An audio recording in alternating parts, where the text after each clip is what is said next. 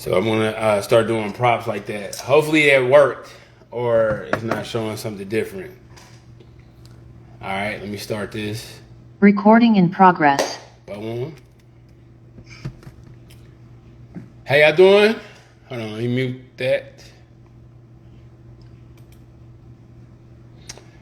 How y'all doing?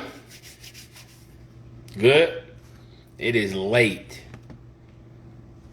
or early, however you're looking at this. Guess what we talking about today? Today is Sunday, May 1st, 2022. And guess what we talking about today? The newness over the sun rejects all vanities under the sun. The newness under the sun rejects all old. Why is he calling it old? Old vanities under the sun. Ecclesiastes and light Kemetic research. That's where I'm coming from tonight. So again, the newness over the sun. So let's just say this mug is the sun. So newness over the sun, and then rejects all old vanities under the sun. Ecclesiastes and light, the book of Ecclesiastes and light Kemetic research. Okay? So what's your intentions for this show, Jason? Well, to decrease or eradicate vanity and pride by focusing on the right commandments. The right commandments? You can call them commandments, principles, laws. So focusing on the right commandments that unlock higher energies and realities. Watch this.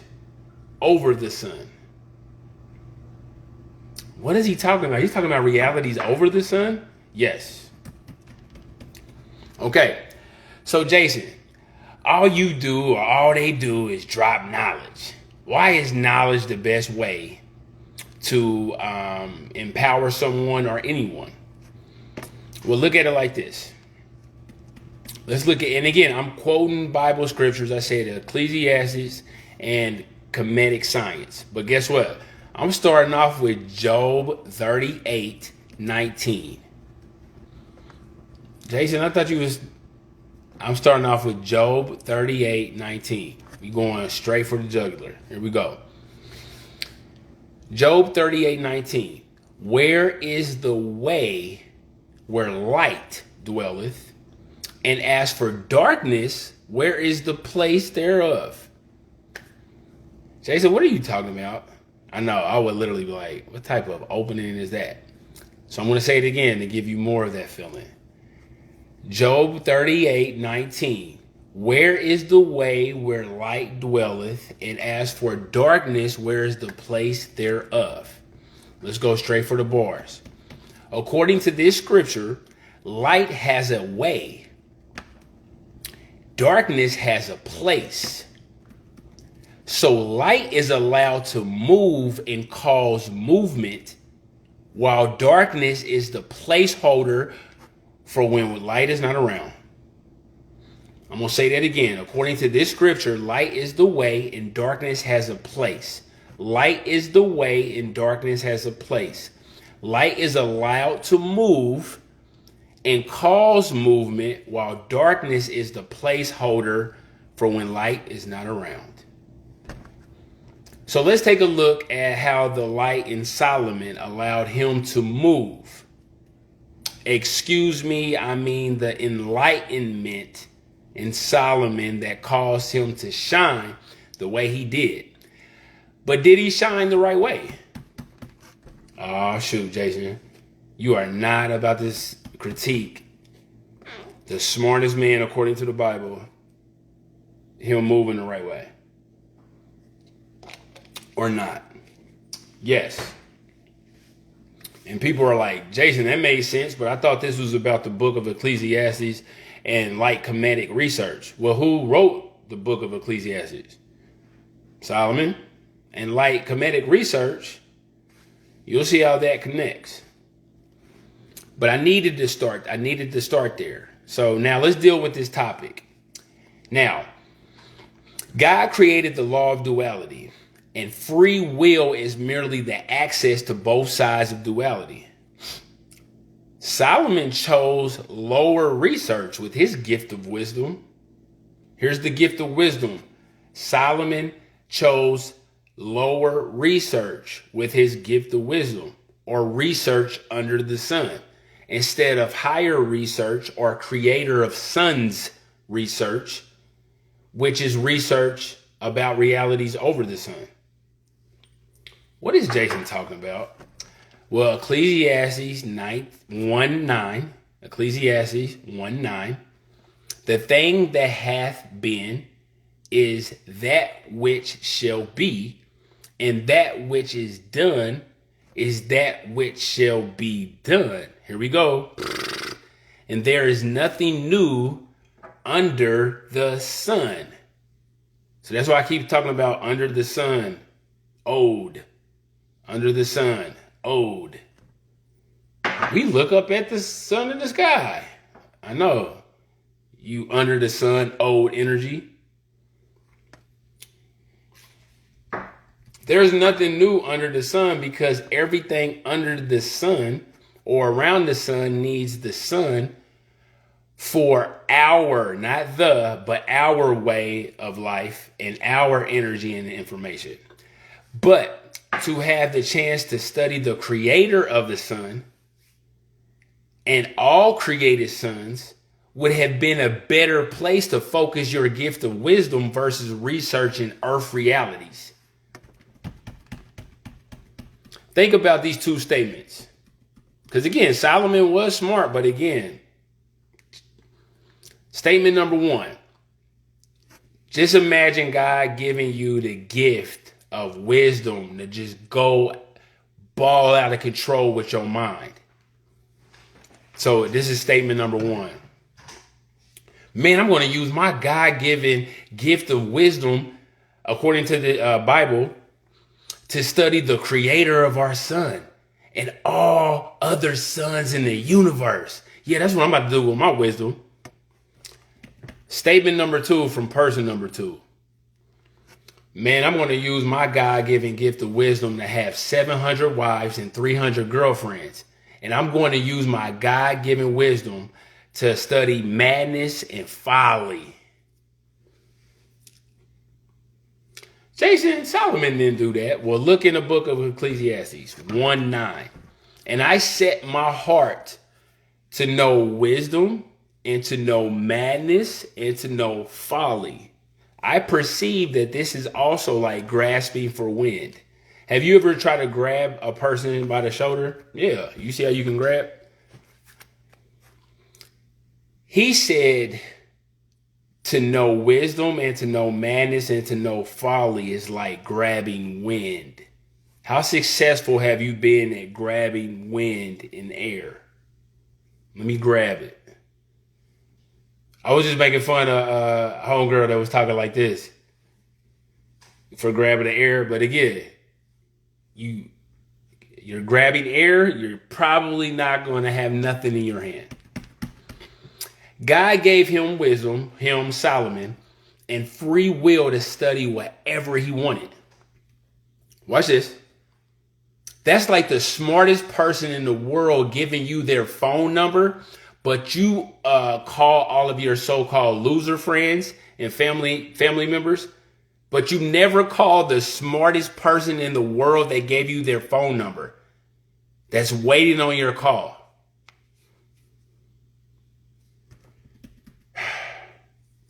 According to the Bible, God gave Solomon great wisdom to call upon the same God to do cosmic interviews with, to gain a knowledge level that is actually over the sun. Why does Jason keep taking jabs at Solomon about over the sun? You'll see. Which would also be considered a form of new knowledge. According to the Bible, the only way to gain access to new forms of knowledge under the sun is to fear your creator and to keep your creator's commandments. commandments. Well, the 10 commandments for the Bible, and then the 42 negative confessions of Mayat for Kemetic scientists that want to position themselves for an over-the-sun knowledge access. I didn't say you were just going to get it. I said access. Your foot in the door. You still got to create the action that got your foot in the door that's going to keep you progressing. So I said over-the-sun access. Congratulations. Welcome to kindergarten of over the sun, which is still deeper than what Solomon asked for, according to the Bible.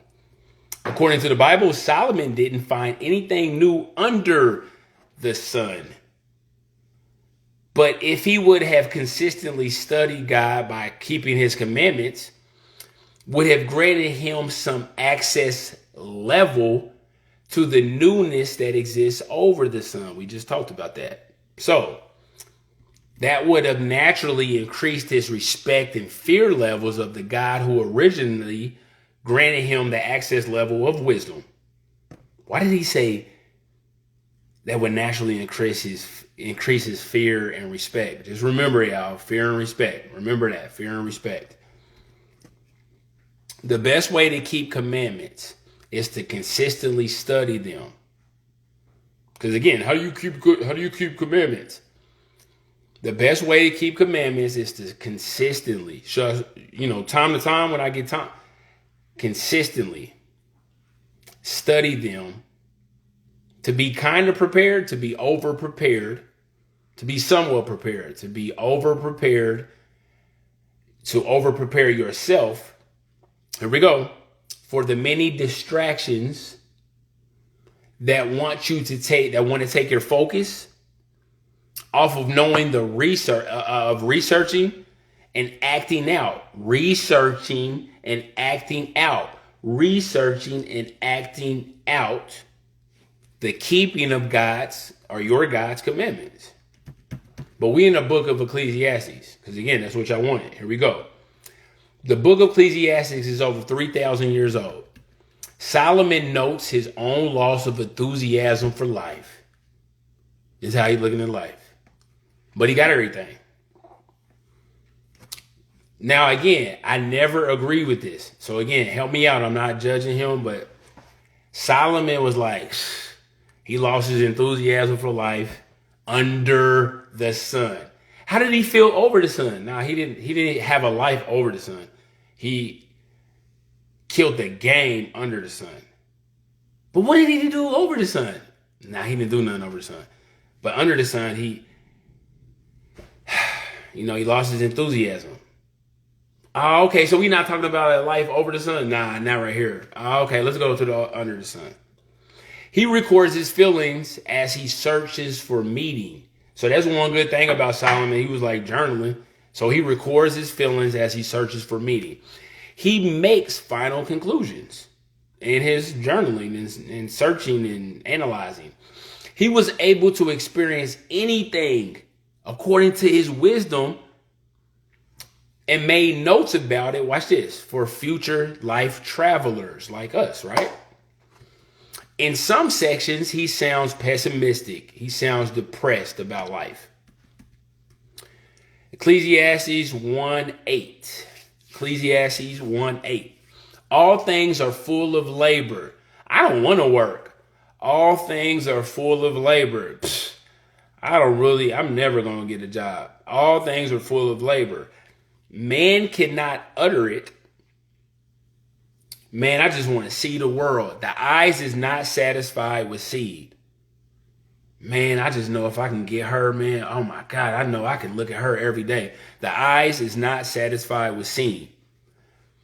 Man, I can just listen to you every day. Nor the ears filled with hearing. The ears it will never be filled with hearing. Okay. Solomon is also searching and researching happiness, which is silly, satisfaction, and fulfillment. Outside, watch this, outside of God and his portion. And again, I talk to all type of people who have different perspectives of God and stuff like that. So again, this is going to make sense for everybody. So just stick with me. Solomon is also searching and researching happiness Satisfaction, I can see that. And fulfillment, that's cool. Outside of God and his portion. Remember portion too. Ecclesiastes 1:13. Ecclesiastes 1:13. And I gave, listen to what Solomon did. Because that's some under the sun talk, what he did. He said, and I gave my heart. Dang, okay, you put your heart in it. To seek and search out by wisdom. That's the only way he could do it. Concerning all things that are done under heaven. When I first read that, I was like, dang, so there's a life over heaven. He set his heart to do under, he had wisdom to do over the heaven and even other suns. Because last time I checked, you looked up in the sky and you see stars, which are bigger or smaller suns. So the creator of suns granted you wisdom, and all you wanted was wisdom under this one sun. That's why they call you son, because you shine like one. Shout out to the Wu-Tang Clan. So instead of using his wisdom to overstand the giver of wisdom, better, or even the pizza company. Why did Jason say pizza company? He used it as his own research. Like, man, I got this wisdom. I'm about to do my own research, according to these scriptures, which should have been done in his portion. So he should have stayed in his portion or his pizza slice only. Jason, why you keep saying pizza slice? Well, let me break that down as best as I can. If you order a pizza, you want all the slices on your pizza, right? So say you ordered a pizza and just 2 slices were missing, but it was a big pizza, but it was just 2 slices missing. That's all. You would be like, about your 2 slices, right? Say half of it was missing. You would be like, about half of your pizza. Let's say 1 slice was missing. I don't care. Come on, y'all. It's just 1 slice. You want your money back. You want this free something about your 1 slice. Well, look at God's mind. Since we're all in God's mind, then all of this is one big pizza. Everybody has a slice or portion. According to scripture, I've always called it a slice, but according to these scriptures that existed so long before me, say it portion. But again, I say pizza slice to certain people because some people might be like, portion, I don't get portion. That rhymes with portion. I'm just playing. So everybody on this pizza slice that's in God's mind, that God manages, or that God created a system called laws that manage it. Like God is just dealing with gravity. What if God just created the law of gravity and said, hey, law of gravity, you work? Y'all be like, nah, God push me. I'm like, no, that's the law of gravity working on you.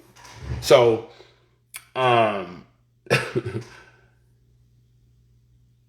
he did his own research with knowledge according to these scriptures. So again, every pizza slice. Now, let me tell you the danger of messing with somebody's slice. Let me tell you the danger of this. That's why you just keep going. Because if they following you, every slice is an infinity. So when somebody is messing with you, just go deeper into your slice and they're chasing you. Watch this.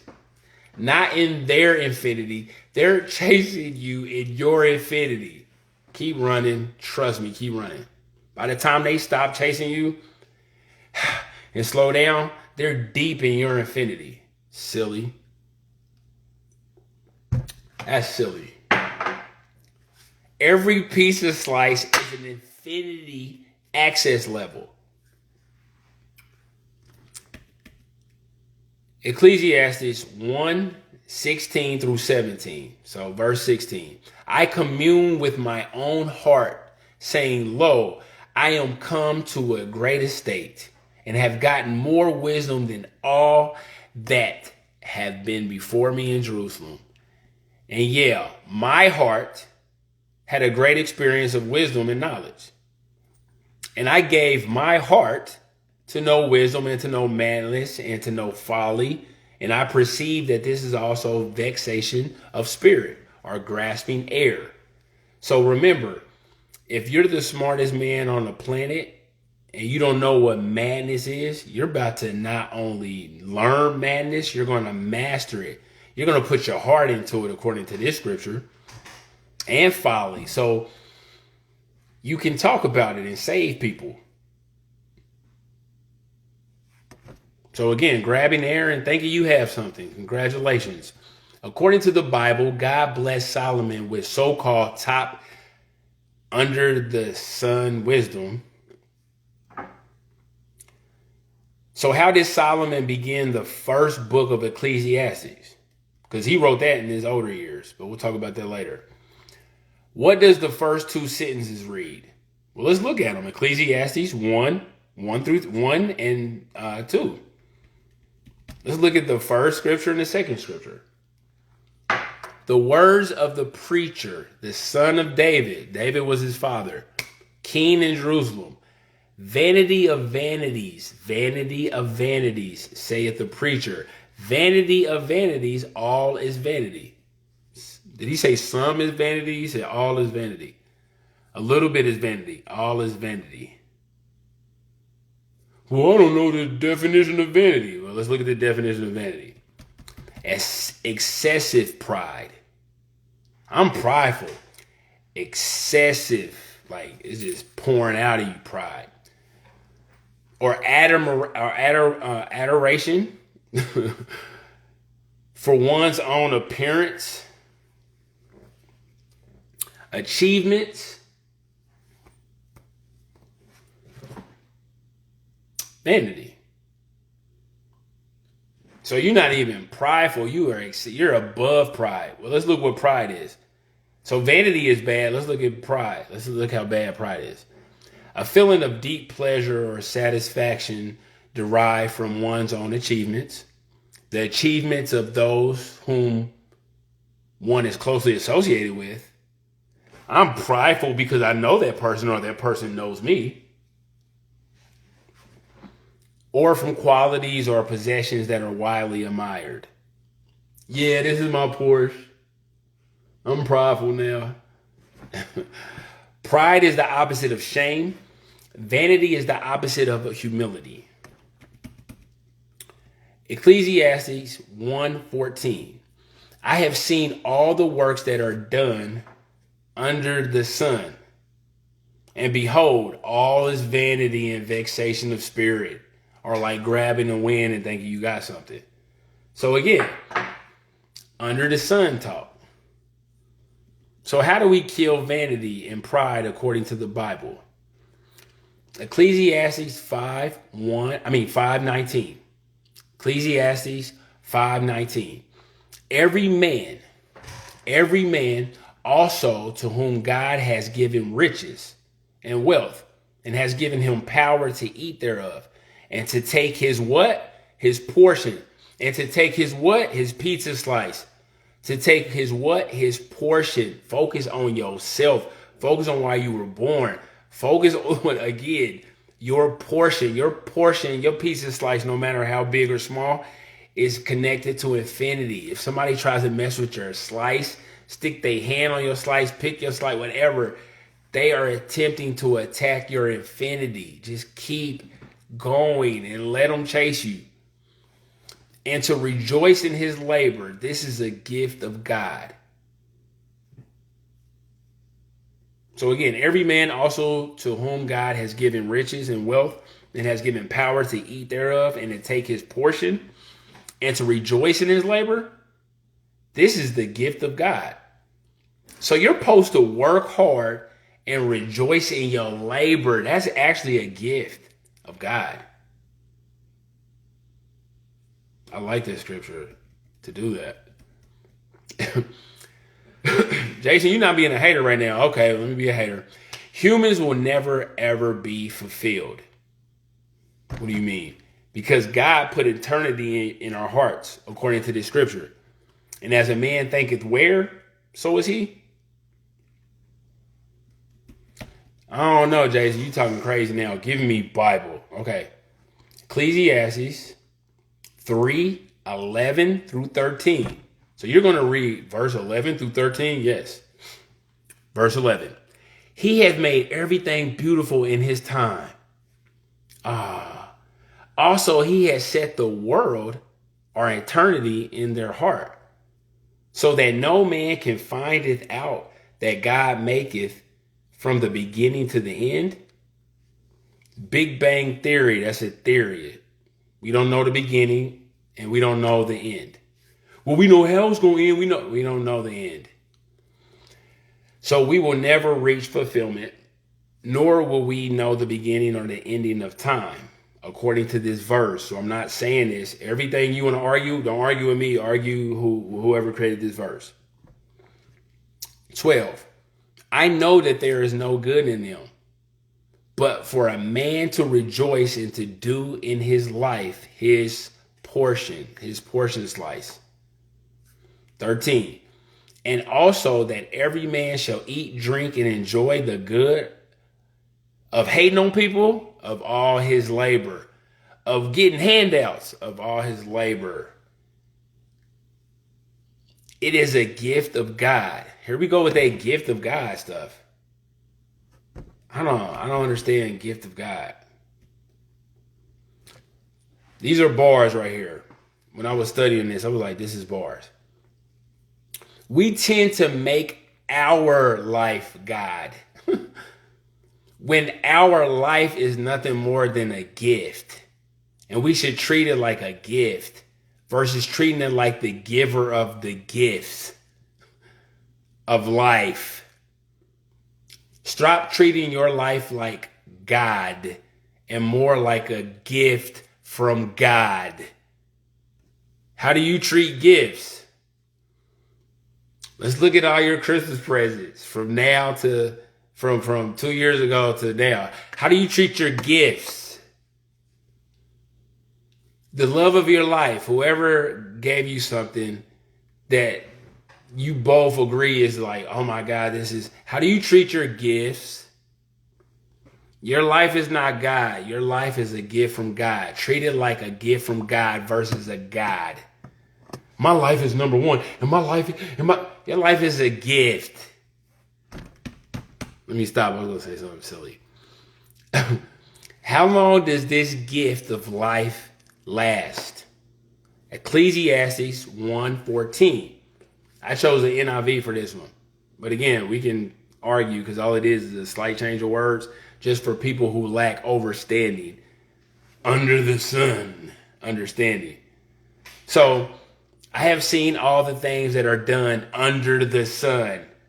All of them are meaningless, like chasing after the wind. What if somebody called you and said, hey, what are you doing today? You want to go chase after the wind? You would say, hey, don't call me anymore because I think you're insane because you want to chase after the wind. Well, according to Ecclesiastes 1:14, the smartest man, according to the Bible, said, I have seen all the things that are done over the sun. Nah, he talking about under the sun life. And he said, it's all meaningless. No, celebrities and rich people don't get depressed. It's like chasing the wind. Man, I'm chasing all this. I'm chasing the success. Oh, I'm chasing it every day. I'm chasing this pay. Y'all ever hear somebody chasing it? He's like, oh, shots fired. Shout out to everybody chasing it. Right now, everybody chasing it right now, try to grab the wind.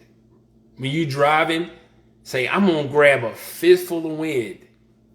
And then if you do it, tell me what you're going to do with the fistful of wind. You have to work for everything you get. I don't care if it's little work or hard work. All things are full of that work, saint. According to Ecclesiastes. I say it both ways. I'm sorry. 1:8. Ecclesiastes 1:8. All things are full of labor. Dang, half filled of labor? No, according to this verse, all things are full of labor. Man, full of naps? All things are full of labor. So you got to work to get a nap? Dang. Man cannot utter it. The eye is not satisfied with seeing. What you mean? I'm about to see the world. According to the smartest man in the Bible, the eye is not satisfied with seeing. Shout out to the man that want to date that special someone and show her the world so her eyes can see. But Ecclesiastes 1:8 said the eye is not satisfied with seeing. Shout out to all the dudes that's going to get mad that, man, I showed her everything, but she ain't never satisfied. Shout out to all the women that be like, man, I show him my body. And now he's not satisfied. According to Ecclesiastes 1:8, all things are full of labor. So you're going to work. Man cannot utter it. The eye is not satisfied with seeing. I'm just going to talk to him all the time. Nor the ear filled with hearing. Let's go back to Solomon. And then we're going to come back to that. Now, according to the Bibles, King Solomon and even King Saul started off humble. How they started off?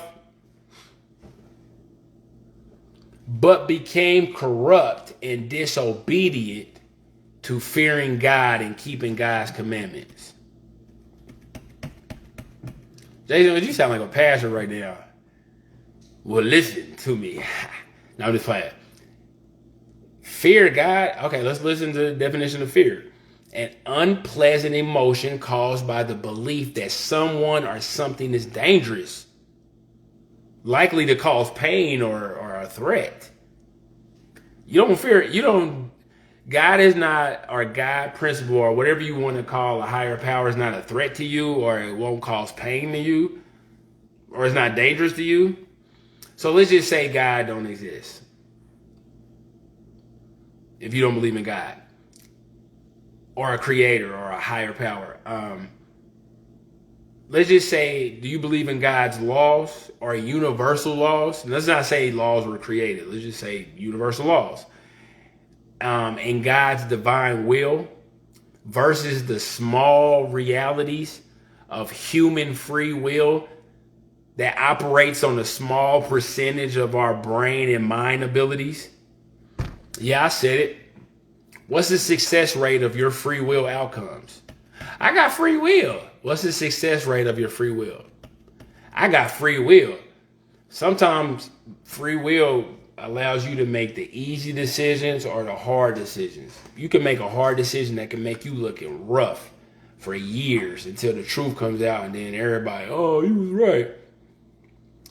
What's that success rate of your free will outcomes? Now, according to the Bible and Solomon, here's the best way, the best and only work we should focus on. Now, again, we're going to kill vanity. We're going to kill all that with one work. Ecclesiastes 12:13. Ecclesiastes 12:13. I'm sorry, 12:13. Ecclesiastes 12:13. Here we go.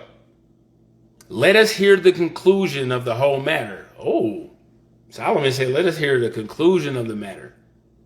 It's done. This is the conclusion. All right, here we go. This sentence right here is what all,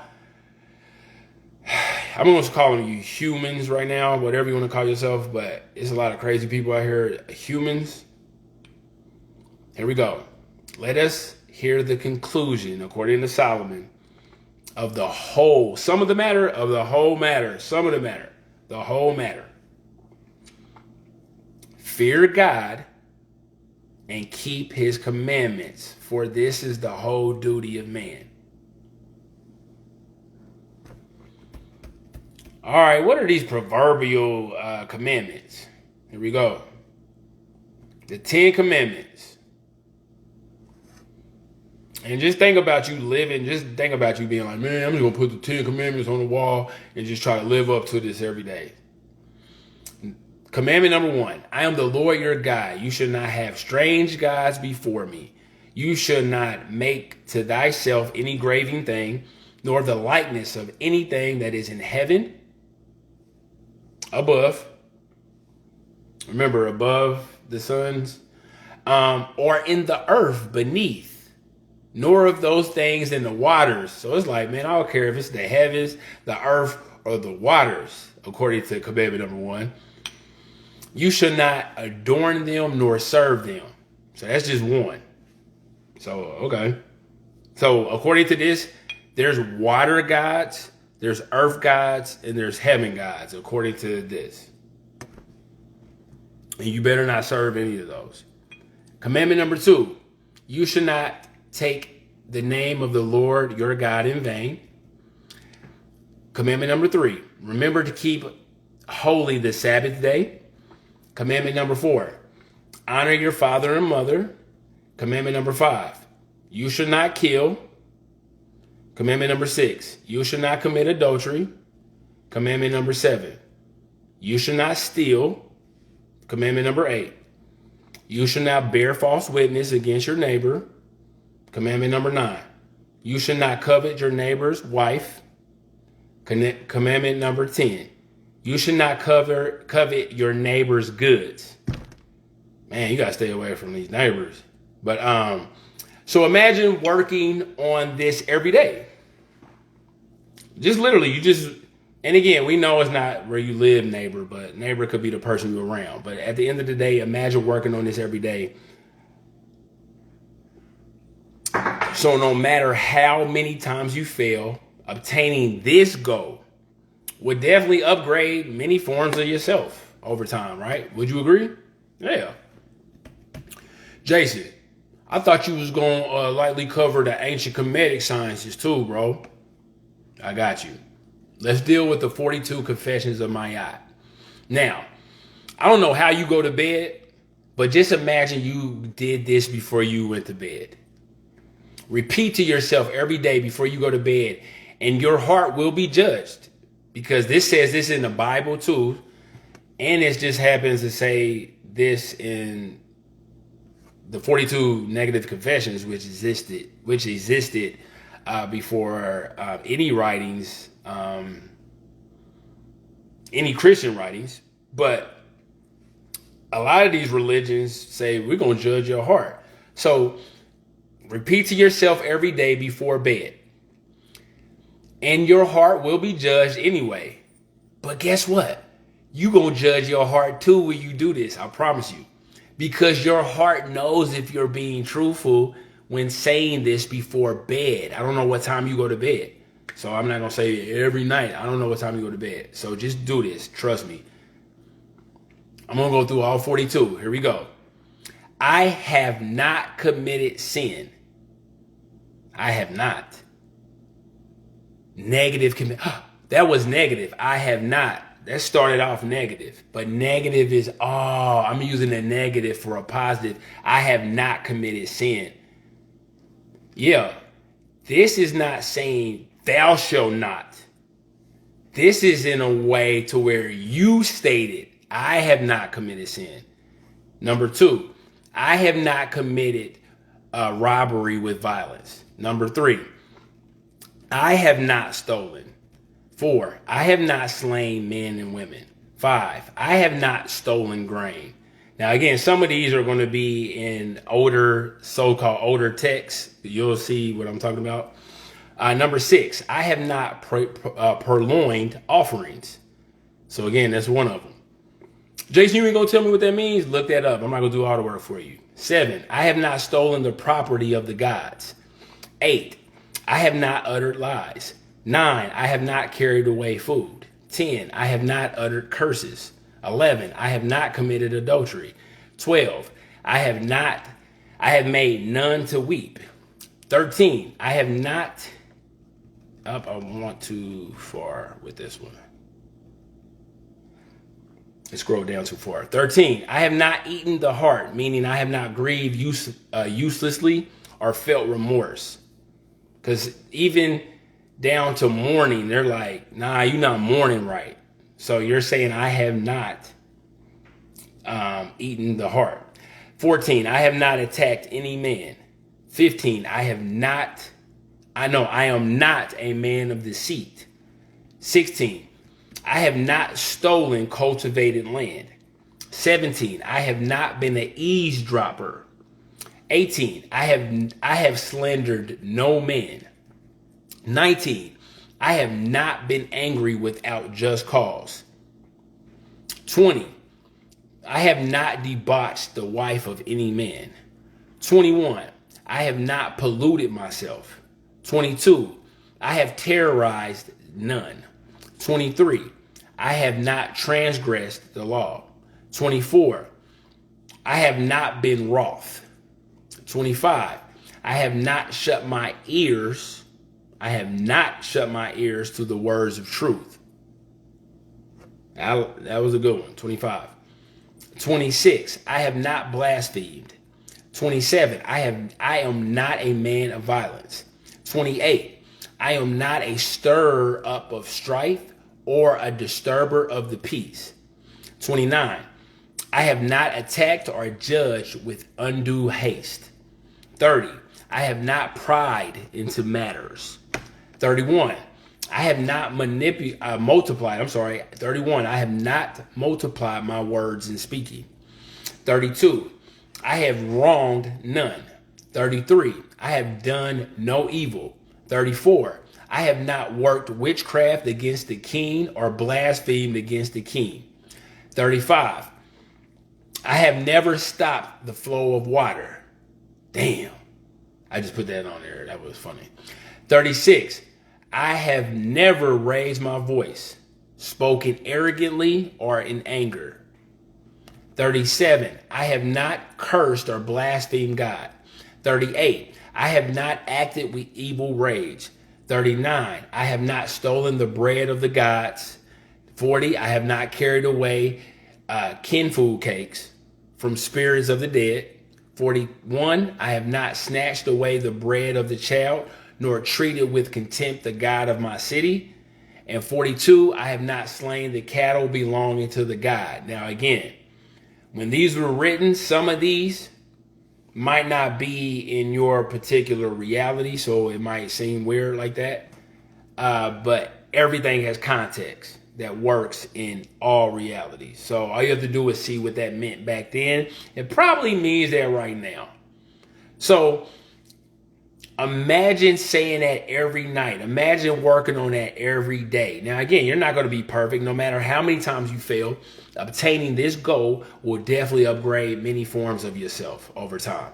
So again, imagine not going to bed until you said all that. Now, again, you saying that, even if you did do that, you're just lying to yourself. And it's about the next day getting better and being able to say that and sleep like a baby because you've done none of that.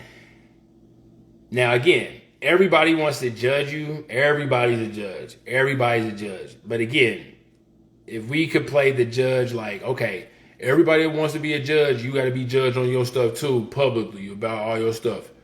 Nobody would want to be a judge. They'd be like, nah, you ain't airing my stuff, but I'll air y'all stuff. You couldn't be a judge under that. So at the end of the day, why would y'all even listen to judges about your life or anybody's life when we don't know how they judge? And the only reason why you would know how they judge is you see how they judge their life. So basically, any judge would have to be open about how they judge their life because, again, I am critiquing your judgment abilities. So I don't know why I said that, but I'm glad I said that.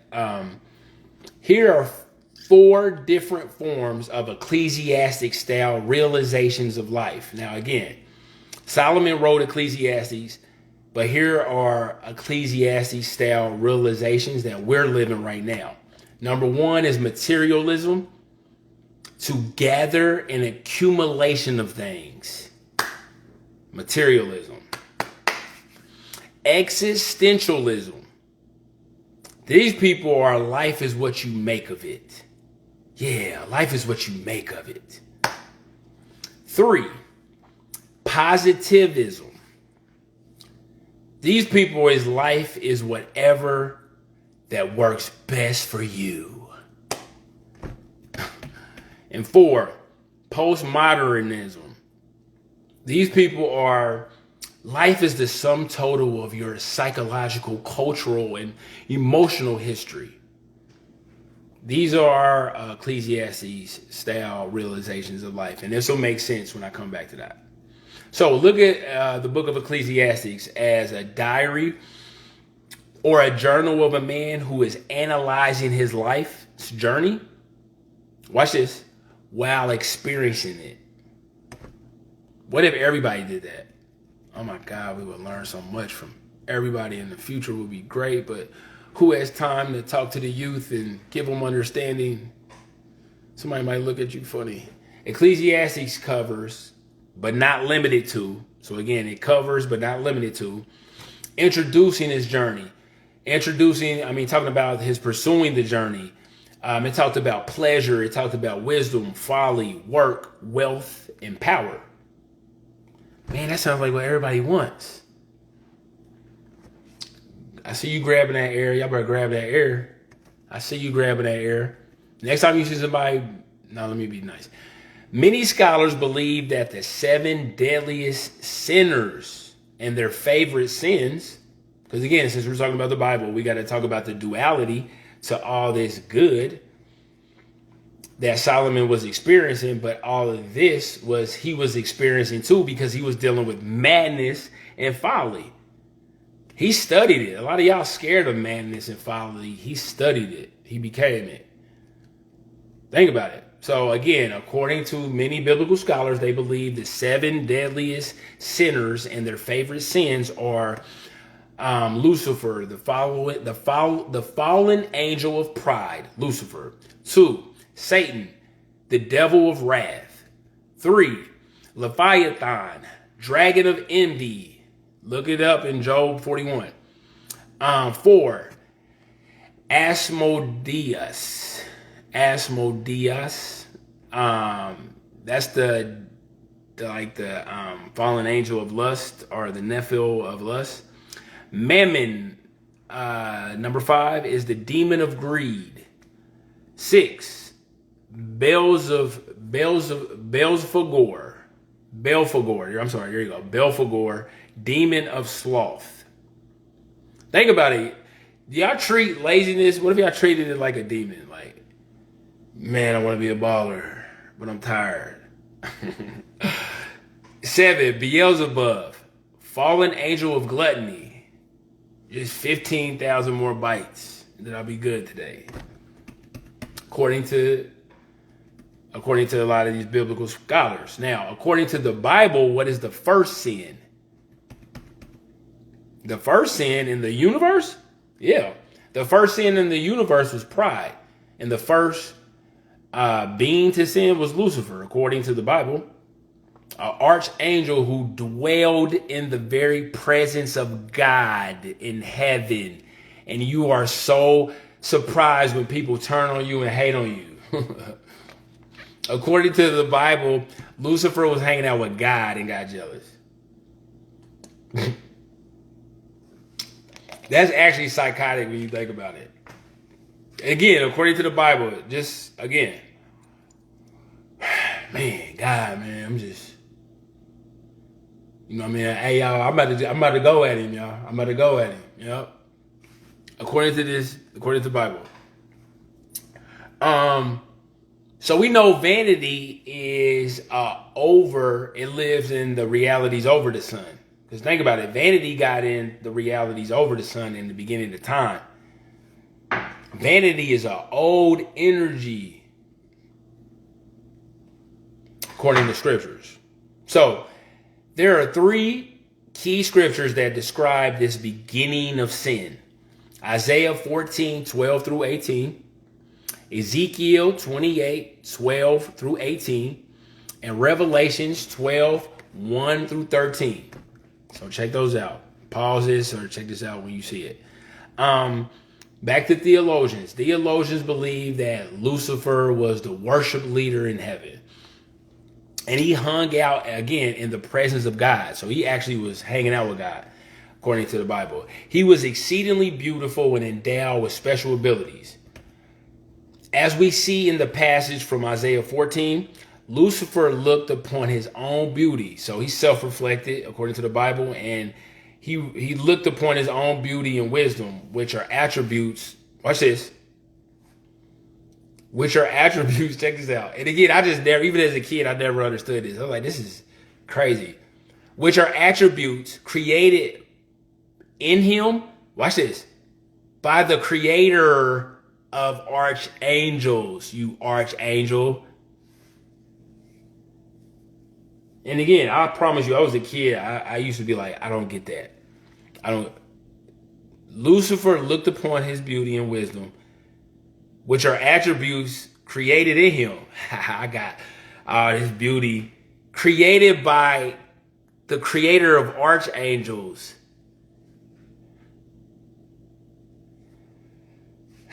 He decided that he would raise his throne above God. He foolishly declared, I will make myself like the Most High.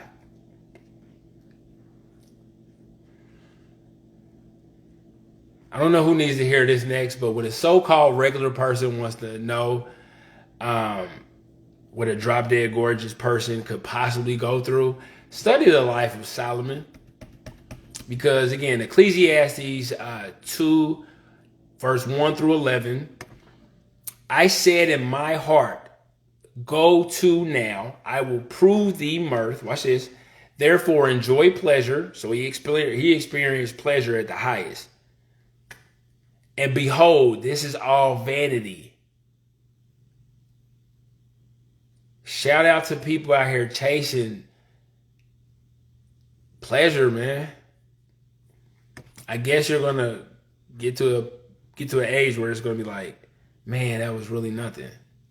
When you compare it to things. Right now, it does feel fun, but when you compare it to things, just make sure it holds up over time. It's on the right side of history. So, how grateful, check this out. How grateful are drop dead gorgeous people? They almost get everything they want, but according to the Bible, so did Solomon. This dude had 700 wives and 300 girlfriends. And they couldn't make him happy. So according to the Bible, we know women can't make a man happy.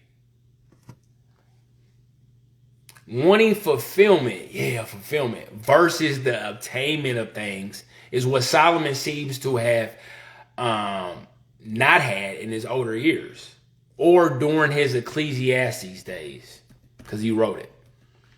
So we're in the age of many options, which means that the solutions to influence focus must evolve in time. So again, the solutions to influence focus. We need to focus because there's so many options. We need to focus. So there's a plan to control the minds of the people. Nah, I lied. The plan's been in place for many, many years. How are they using portions or sections of this mind control? Vanity is a real big one. Vanity has been working, I promise you. According to the Bible, vanity works in heaven and earth. Vanity just works. You want me to take a picture with you? Okay. Vanity works. Vanity works. Yeah, man, you know what I'm saying? Everybody treat me like this because of my talent. Shouldn't you focus more on your talent? Well, I'm going to focus on, feeling famous. But your talent made you feel famous. Yeah, my talent. Without my talent, I ain't nothing. But I'm not going to focus on my talent right now. I'm focused on being famous.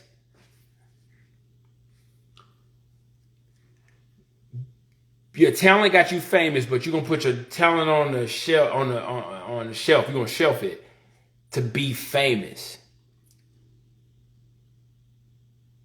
To grow your famous, but you're not going to grow your talent that made you famous.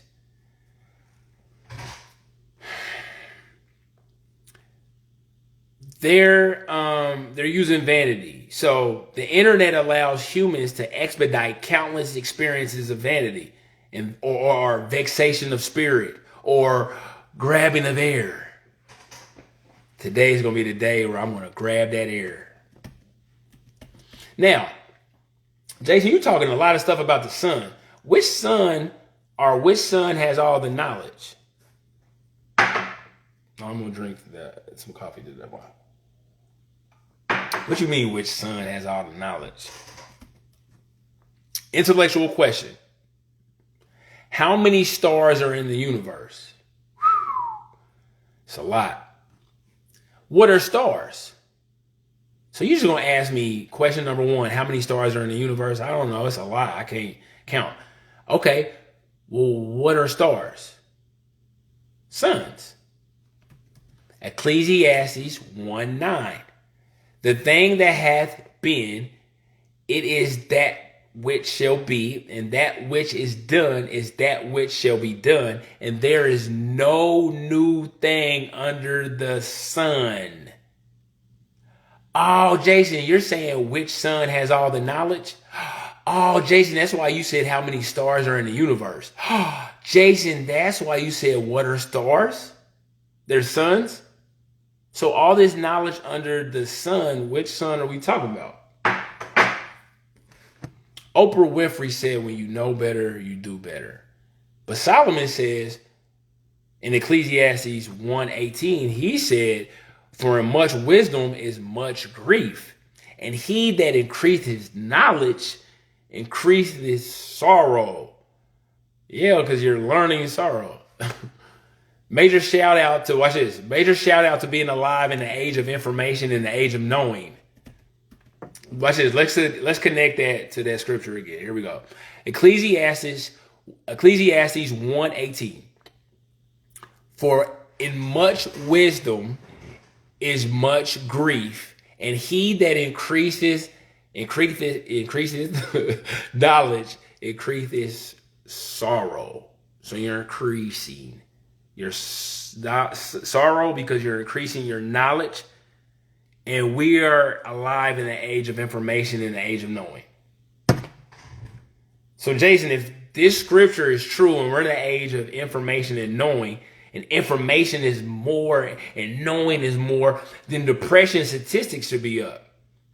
Yeah, sorrow statistics are up. Yep. Okay. So, by focusing on knowledge over the sun will allow the thinker to know why sorrow was even created as the duality to joy. Yeah, all of that is up here. Down here, you're going to be like, oh, sorrow, joy. Up here, you're going to know why the creator of joy created sorrow. The why of things will make sense up here better than down here. Because I guess nothing's new down here. So, man, I got an idea. Not down here. Nothing new is down here. That new idea was recycled. Think about it. You're just all type of ideas. It didn't mean it was a new idea. I got an idea. Was it a new idea? I never thought about it like that. That was an idea. Was it a new one? Like socks, right? You buy brand new socks. You like to buy brand new drawers, right? I don't think you go to Goodwill and be like, man, what type of deals are y'all running this month on used drawers? Man, I heard this is the place of the best used drawers. That doesn't even sound right, right? Because nobody goes to Goodwill to get used underwear. But have we ever thought that we are just reusing ideals under the sun? So, not to discourage you, but it's possible to know better and do better under sorrowful and joyful conditions. But it's just more fun to do it over joyful conditions. That's all. So, did Solomon receive good and bad wisdom for only asking for wisdom, which comes with the balanced realities of both sides? Solomon began his reign with humility. Watch what Solomon really asked for. He asked God for wisdom to discern and to do God's will as a king, but not as a researcher. And God gave him wisdom, riches, and honor, and as an able administrator, builder, and inventor, but not as a researcher, according to his Ecclesiastes days. And you can find that in 1 Kings 3. So some people watching this might be like, Jason, who is Solomon? Well, Solomon was the birth child of David and Bathsheba. So he was the smartest man according to the Bible. And let me show you how dope his dad is. His dad was a warlord. And his mom was so cold, I guess, that his father set her husband up to get with her. She looked like that. And you can find that beautiful love story is 2 Samuel 12:24, and in 1 Kings 1 verse 11. Start there. Solomon began to reign, united Israel. How old was he? At 18. Dang, how many years did he rule for? He ruled it for 40 years, starting at 18. According to the Bible, Solomon came to know and trust the Lord at a young age. And in doing so, it is believed that Solomon wrote, here we go, the Song of Solomon in his youth, Proverbs in his midlife, and Ecclesiastes when he was old. Okay? So, why do people study Solomon? Now, watch this. In this day and age, people turn to Solomon. They turn to his words for advice on relationships, wisdom, wealth, work, and really just about everything else. In fact, the writers of 1 Kings tell us that Solomon's wisdom was greater than all the people of the East and even greater than all the wisdom of Egypt. And I was like, man, get out of here, Egypt. So I found in 1 Kings 3:1 that one of Solomon's, because remember, Solomon was a player, 700 wives and 300 concubines, or girlfriends. One of his wives, she probably was on welfare. No. Let me show you one. Let me tell you about one of his wives, according to the Bible, in 1 Kings 3:1. One of his wives, it reads, and Solomon made infinity with Pharaoh, king of Egypt, and took Pharaoh's daughter and brought her into the city of David until he had made an end of the building of his own house and the house of the Lord and the wall of Jerusalem round about. One of his wives. So you know how they say one woman could, is enough to all the people that be like, man, I want to have a whole bunch of. You got to keep one woman happy. Now this woman is the daughter of the Pharaoh. You know how smart you got to be a Pharaoh. You know how much information she was raised around. I guess again, Solomon's wisdom was so strong that add her to the list. So what was the probable motivation behind Solomon's books? Let me tell you why he was doing that. Number one, Song of Solomon in his youth was expressing a young man's love. Proverbs in his middle life, that's more of a manifesting a middle-aged man's wisdom. Yeah, we about to manifest his wisdom. Ecclesiastes in his old age, revealing an old man's sorrow and some advice with it, and some advice for it. So, one of Solomon's most famous stories about women is miserable women wanting company. I'm going to say this again. Miserable women wanting company, according to this Bible verse. 1 Kings 3:26. Before I read it, basically what happened was one woman, her baby died, while another woman next to her or around her vicinity, baby lived. I'm giving you the overview. So the woman ended up trying to switch the baby out, and with the living baby, with the baby that wasn't, dead, and put it with the lady, and then take the living baby. And to make a long story short, it was a big old spat, and then they had to get up. They had to take it to Solomon. Now remember, Solomon was a wise king, right? And I'm not gonna lie, this was pretty cold how he did it. To make a long story short, in 1 Kings 3:26, so I'll give you that enough so you can start there and do your own research to get the real gist. Then spake the woman, now check this out, whose living child was unto the king, for her bowels yearned upon her son. And she said, O Lord, give her the living child, and no wise slay it. But the other said, let it be neither mine nor thine, but divide it. What are y'all talking about, dividing and slay it? Well, guess what Solomon said? Solomon said, I don't have time for this. And again, I'm paraphrasing. I ain't got time for this. Just cut the baby in half. Give one mom the half of the baby, and give the mom the other half of the baby. Now that sounds psychotic, right? If you love that child, you like, what did you just say? You might need to hear that again. That's one of them high pitch. What did you just say? Like you go higher with it. I said, cut the baby in half and divide it up. Now watch this. One of these women were so psychotic that she said, let it be neither mine nor thine, but divide it. Yeah, divide it. Yeah. Well, great news. Solomon said that is psychotic in 1 Kings 3:27. He said, then the king answered and said, give her the living child, and no wise slay it.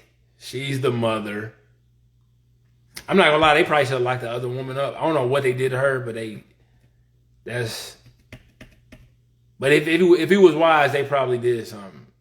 They had to do something with that. So, now again, there were no good women back then because men were operating from under the sun knowledge and not over the sun knowledge. Or nah, Jason, you tripping. I'm saying this for a reason. Because of these scriptures. These scriptures actually start a lot of arguments. I have heard so many arguments with this, and it was so much fun. And a lot of these people were a lot older than me. So I was just like, I'm hearing both sides argue. I'm like, man, yeah. Man, okay, that makes sense. You ain't going to be able to get out of it. Oh, you got out of that. And I forgot the law of duality exists. And I was like, man, no matter what, up concepts are always going to be able to counter down concepts. The law of duality just works. So it's always going to be two sides to every story.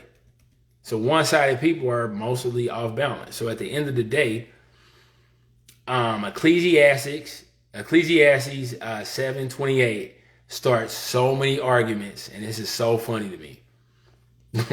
And I got to go into a study group with this, and this is just fun just to hear people's perspectives. But these are the best ones I've heard.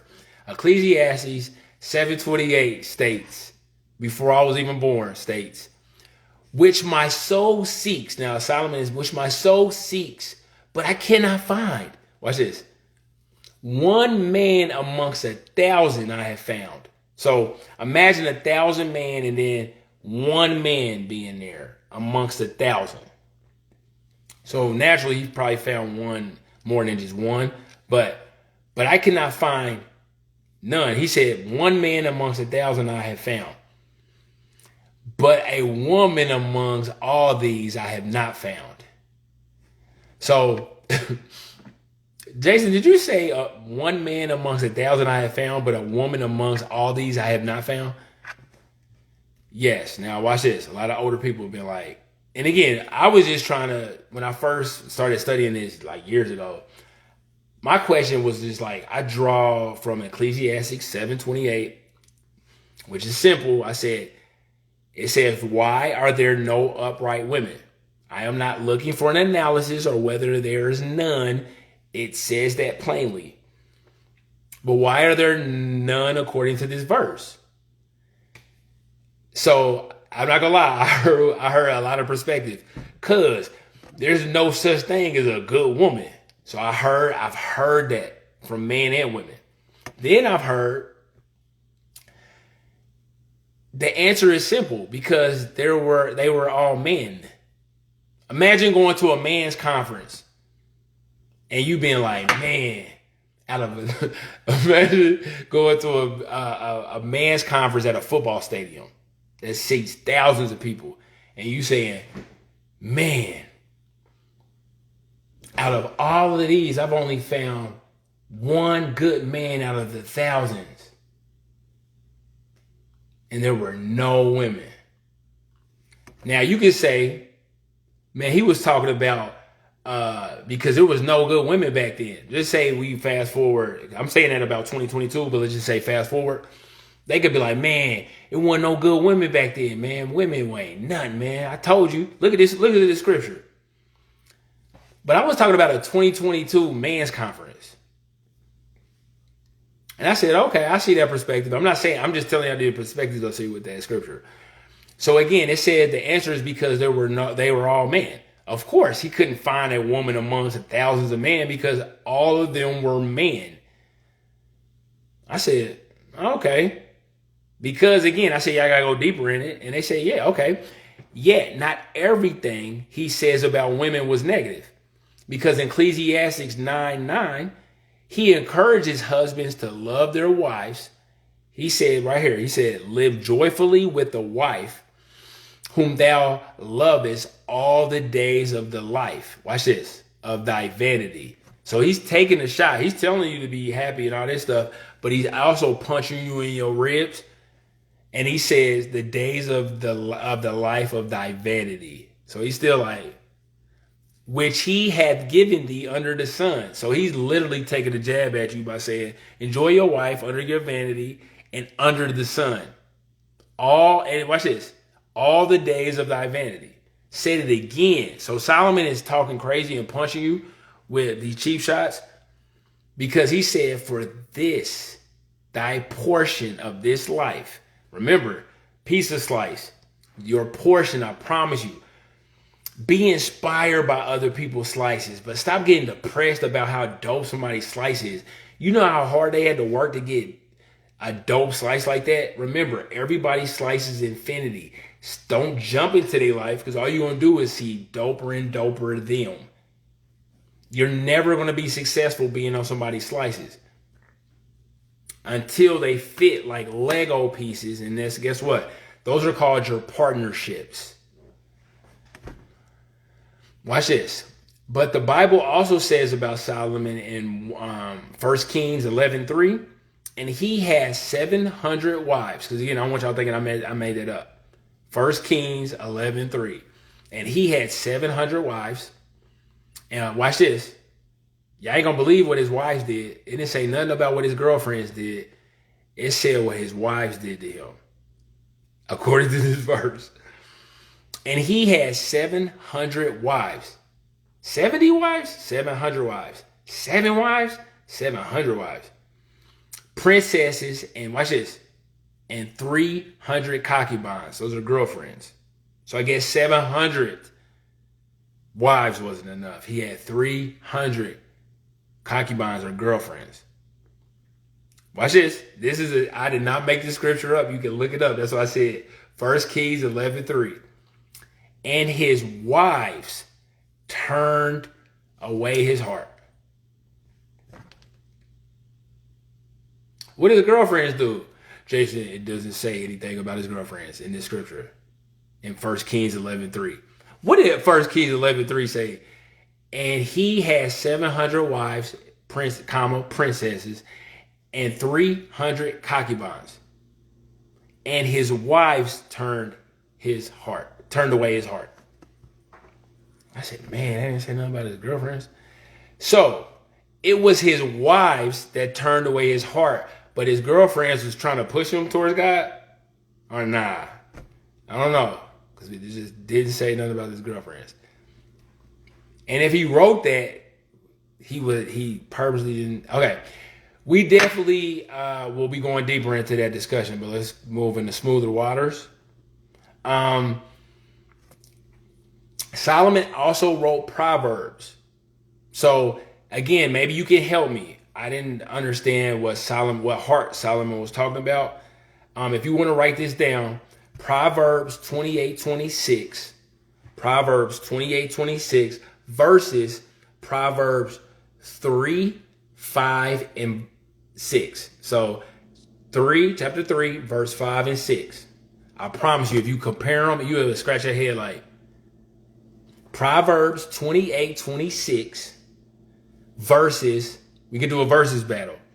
Oh, a versus with verses. Somebody might take that. Proverbs 28-26 versus Proverbs 3, verse 5 and 6. Now watch this. The top one says, he that trusteth in his own heart. Now again, Solomon wrote this.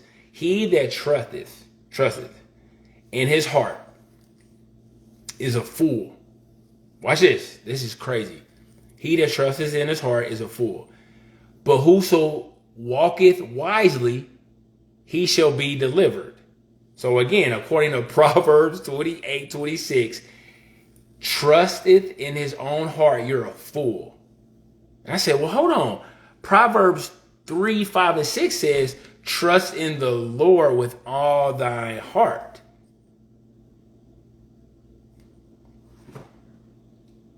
Unless it means trust in the Lord with all thy heart. So use your heart to trust in the Lord. Which again, commandments, principles, laws, whatever you want to call it. Use your heart to trust in the Lord versus Proverbs 28:26. He that trusteth in his own heart is a fool. So, Ecclesiastes 3:28. He knoweth. Now check this out. Now this scared me. This scared me a little bit. And again, maybe I'm reading this wrong, but a lot of people that I shared this with was like, man, this might mean that, bro. So again, a lot of people are scared of incarnation or reincarnation or what it is. But Ecclesiastes 3:21 said, who knoweth the spirit of man that goeth upward, and the spirit of the beast that goeth downward to the earth? So could we be a god or a dog? Meaning, we both share the same breath and air and spirit capabilities of the beast of these lands. We are not that dope. And again, I promise you, if you read into that, he breaks it down how we're really not as dope as we think we are. We're sharing air and spirit capabilities with the beast of the land. We're just doing a little bit better, so that's why we can put them in zoos. But in conclusion, Ecclesiastes 12:13 says, again, according to Solomon, he said, let us hear the conclusion of the matter. So again, according to him, this is the conclusion. This is what it is. According to the wisdom level of his mind, right? Fear God and keep his commandments, for this is the whole duty of man. So just do that according to the scripture, right?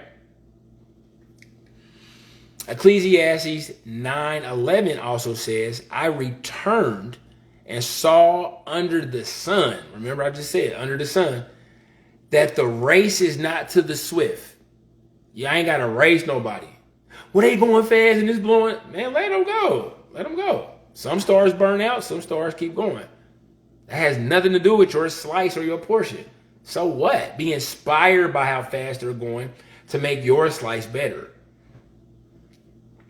I have returned and saw under the sun that the race is not to the swift, nor the battle to the strong, neither yet bread to the wise, nor yet riches to men of understanding, nor yet favor to man of skill. Here we go. Watch this.